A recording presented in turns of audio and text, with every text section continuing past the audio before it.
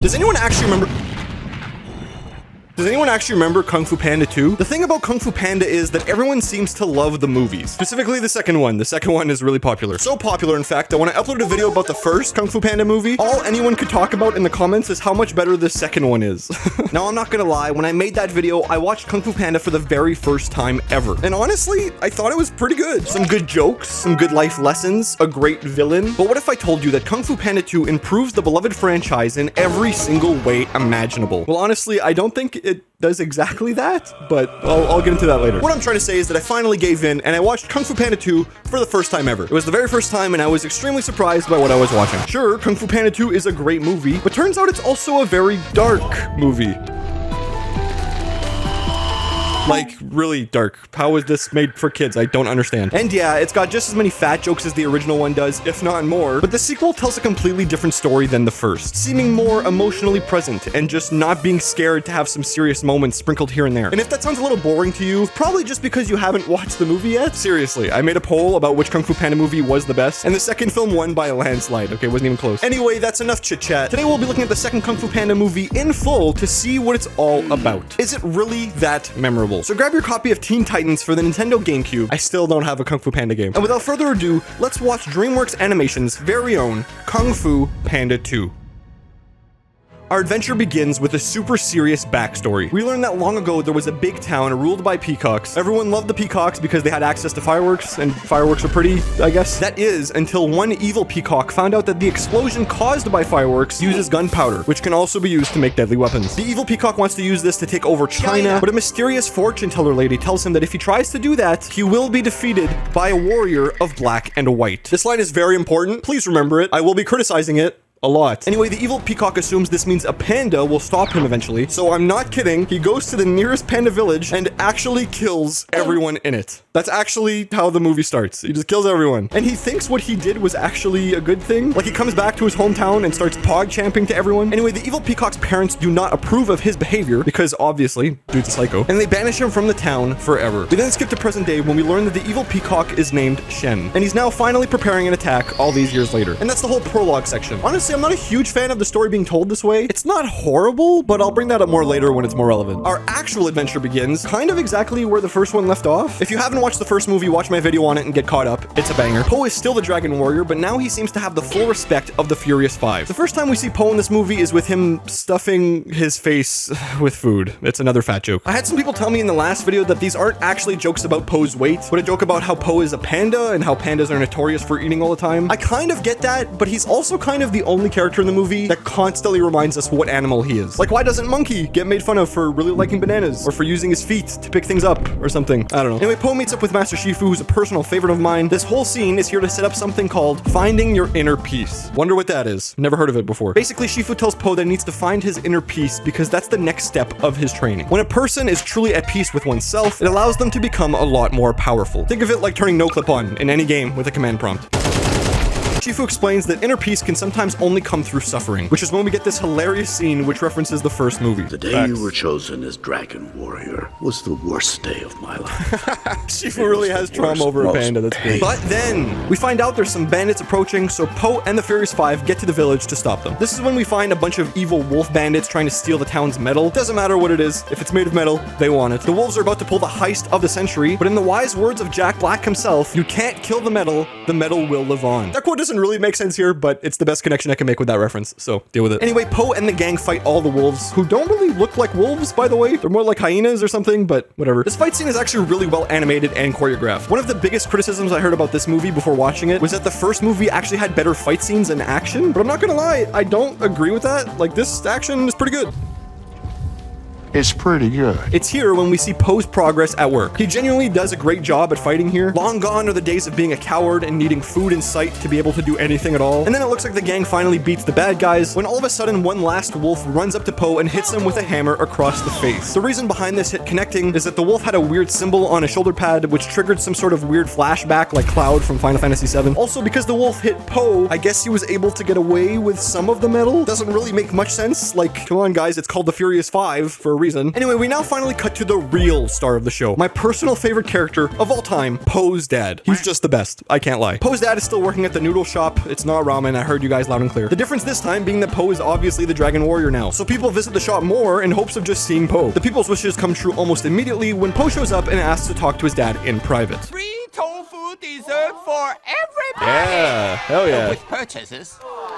With purchases. That's why he's the best, dude. He's funny and he's financially smart. The reason for this conversation is that Po needs to talk to his dad about the flashbacks he had earlier. Basically, Po notices there's no pandas other than him around where he lives, so naturally he suspects the woman he saw in his flashback to be his mother. This is when Po's dad finally decides to tell him the truth. The truth being, Po is actually adopted. Because, yeah, like, obviously he is. Quick reminder that Po is in his early 20s in this movie, so the fact that he never found this out before now is either a statistical anomaly or just means Po is really stupid. So here lies the main narrative of this story. Po has accepted himself for who he is, but he has no idea who that is. He has no idea where he came from. We get Po's dad giving us a little backstory of when he found Po in a box full of radishes. There was no note or anything, he was basically abandoned, so he took Po in and raised him as his own. What a nice guy. Po, however, doesn't really like this story because it doesn't really answer any of the questions he had about himself. Like, mainly, who is Po, really? One dumpling, please. Dragon warrior size.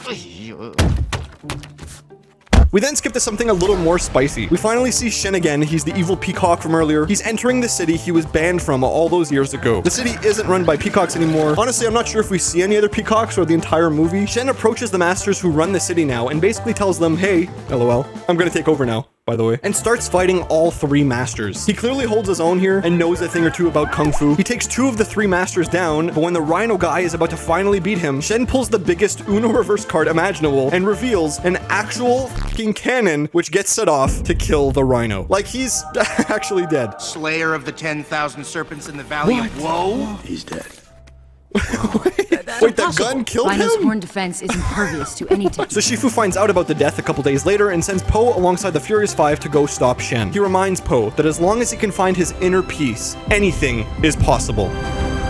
Except for Valorant players touching grass. Some things are actually just impossible. Anyway, jokes aside, this is kind of a bittersweet moment because before Po leaves town to go on his mission, his dad stops him just in time to say goodbye. Not only this, but he asks Po if he still considers himself his son. It's a bit sad, and Po never really answers the question. He just awkwardly leaves him on red and walks away. One cool montage later, seriously, watch the movie, this scene is great. Po is now sleeping and having a dream about his real parents. In it, the dad tells him that they replaced Po with a radish, and I'm not kidding, the radish just comes to life and starts beating him up like it's Super Smash Bros. Or something. This is obviously not a real memory, but some sort of nightmare based off the information his adopted dad gave him earlier about the radishes and all that. It's very clever. Because of this nightmare, Po tries to calm down and find his inner peace, but he fails miserably because honestly, he hasn't even really completed the tutorial yet. So we get this interesting scene where Po and Tigress are alone, and Tigress almost opens up about her personal life, but it gets cut off. Honestly, she seems kind of cool. Like, I kind of want to know more about Tigress. I'm not really sure if that's explained in the third movie, but I don't really think they go into it here. So anyway, skipping ahead now, back to Shen. He's at the top of the big tower we saw earlier. Him and his army have basically taken over the whole city. Everything must be exactly how I envisioned it. And I envisioned it a little to the left.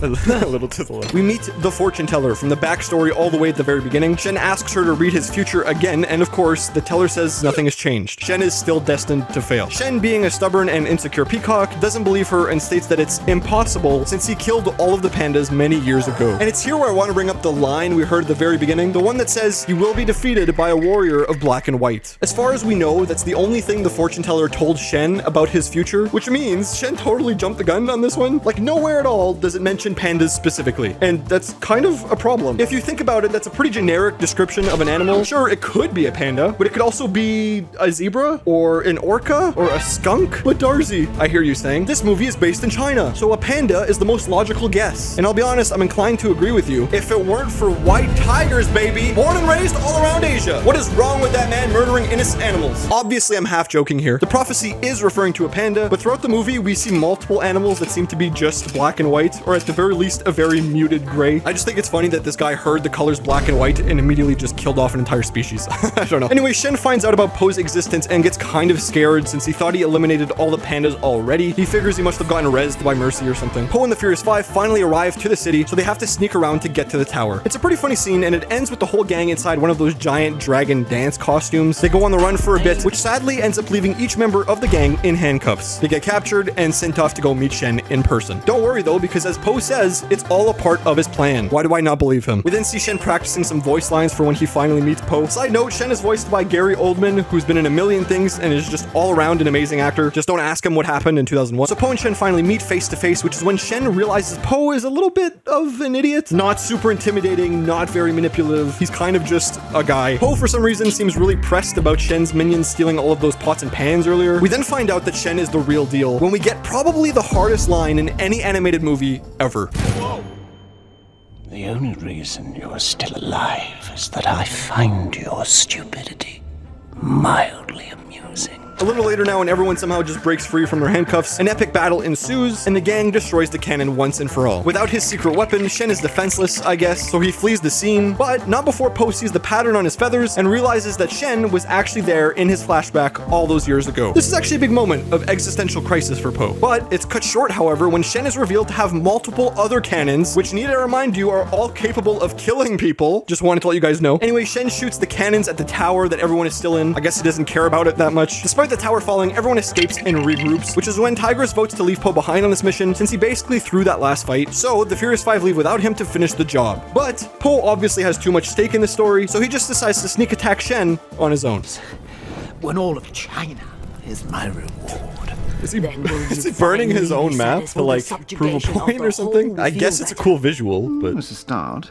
that was weird. It's actually burnt. It's here when we get a little deeper with Shen. The fortune teller tells him that his efforts are still pointless, and to imagine what his parents would say to him if they were here right now. The gist of Shen's response here is basically that he has confidence issues. Like I said before, he's insecure and thinks that his parents were ashamed of him long before he even killed all those pandas. Did I mention he killed a bunch of pandas? By the way, he slaughtered them. They never stood a chance. I'm here to tell you the story about Emmett Otter's... During this scene, Po shows up, and there's this really epic moment where him and Shen fight, but also monologue in the middle of the action sequences. Shout out to DreamWorks Animation for the anime reference. Shen really feels like a villain here. He almost always has the upper hand, and even toys with Po about telling him what actually happened that night. They get close to the end of the fight now, which is when Shen drops an atomic bomb-sized sentence on Po to distract him. Your parents didn't love you. But this was all a ruse, so he shoots Po with a cannon, and Po f***ing dies. Obviously, I'm kidding. Po isn't dead. He does, however, land in a lake and gets washed ashore, which is when he's met by the fortune teller. And this is when Po finally finds out the truth about his childhood. I'm not really sure why the fortune teller randomly decides to switch teams here, but I guess it's appreciated. She explains everything to him. He was just a little boy when Shen attacked, so his parents took him away and hid him in a radish crate to protect him. It's all very emotional. It's very sad. And now's when I want to mention why I'm not a huge fan of the backstory at the very beginning. It's a small thing, but just imagine how much more impactful this scene would be if the viewer also didn't know the full picture until this point. We'd probably experience some of the same emotions Po does in this moment. I already knew the information being told, so I was just watching Po learn the same information. Again, it's not a horrible way to do it. It's still done in a good way. I just thought it could have been changed a bit, I guess. Hear that, guys? Listen to the YouTuber. He knows how to make movies more than the people who are smart at making movies. Anyway, in finally learning the truth, Po feels a special tingle in him, which is when he does the same dance thing that Master Shifu did at the beginning, meaning that Po has finally found his inner peace. It's a nice way to reveal this, but it's also kind of funny when you realize that Po finds his inner peace as soon as he discovers his parents are dead. And I know Shifu said sometimes peace comes from pain or whatever. It's cool, it's just funny to me. Anyway, Po succeeds in finding inner peace, and we get this cool montage containing moments from the first movie. This moment is narrated by the fortune teller, who's voiced by Michelle Yeoh, who's the main character in Everything Everywhere All at Once. This little montage reminds me a lot of that movie, honestly. Funny how things work out. So, with Po's newly found inner peace, he decides once and for all to end Shen's evil plans. Shen and his army are now on some boats and are making their way all over China or something. They also have many cannons, which kill people. However, Po epically shows up and lets him know who the real Kung Fu master is around here. Panda stands between you and your destiny. What? You really can't hear him. That's so funny. So Po goes to save the day, but unfortunately there's like 10 different cannons pointed at him at this very moment. But lucky for him, he found out what the cannon's weakness is. You see, the cannons might be powerful enough to take down anyone in his path, but it's also like 500 pounds.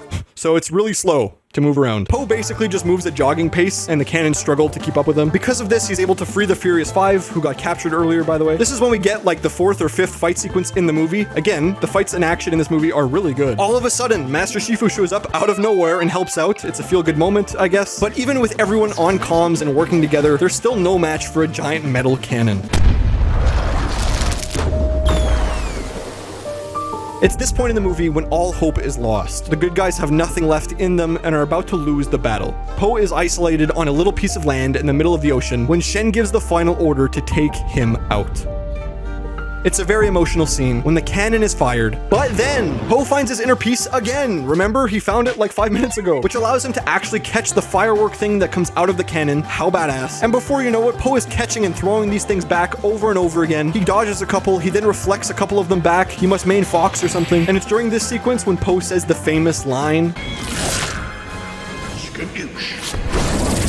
Honestly, that line feels a little forced in this movie, but fuck it, it's cool. And after everything is destroyed, Shen is now broken. He can't possibly understand how Po found his inner peace. Shen killed his parents and everyone around them. And still, Po is able to stay calm and forgive. In a last-ditch effort, Shen pulls out a shank and tries to kill Po, but it backfires and he just ends up dying.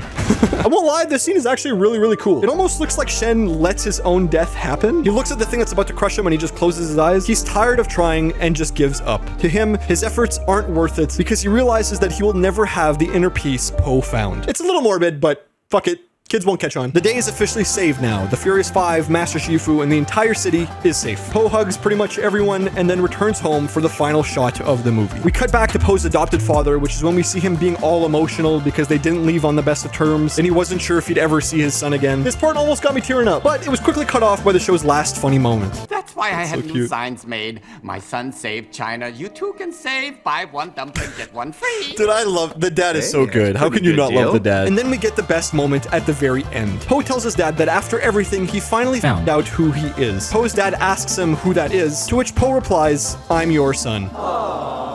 Damn, I'm not crying. You're crying. They hug it out. There's loud music playing. It's very emotional. And that's the end of Kung Fu Panda 2. Well, actually, there's one more scene where in a village far, far away, there's a bunch of pandas, and one of them says that his son is alive. I guess this teases that Po's parents survived after all, and I'm assuming they show up in the third movie, which I heard is not that good. Honestly, this very last scene almost ruins it for me, but I'll give it a pass. Why not? And that's actually the end of Kung Fu Panda 2. Was it better than the first one? Honestly, I think it probably was. Like I said at the very beginning, this movie improves almost every aspect of the first movie, but they do tell two wildly different stories. One is about self-acceptance and learning how to be confident, while the other is about learning the truth and how to forgive yourself and others. I personally prefer the narrative in the first movie, but tomato, tomato. I can see why so many people told me to watch this thing. It goes pretty hard. I guess all there really is to do now is watch the third one, eventually. Not sure when I'll do that. Honestly, I think I need a couple months to recover from Jack Black. But yeah, that's the end of the video. Like the video if you made it this far and subscribed if you haven't already. I'm trying to get to 15,000 subscribers before my birthday. That would be awesome. If you can afford it, become a member. I'm not really sure what to offer, but it's only $1 and you'll get your name on the screen here after every video and eventually you'll join the Discord or something. Also, if you like cartoons and you want to see more of this, check out the playlist I made. It's got all my good videos. Paul Abdul scores this one a solid 20 deadly metal cannons out of 5. And yeah, thanks for watching.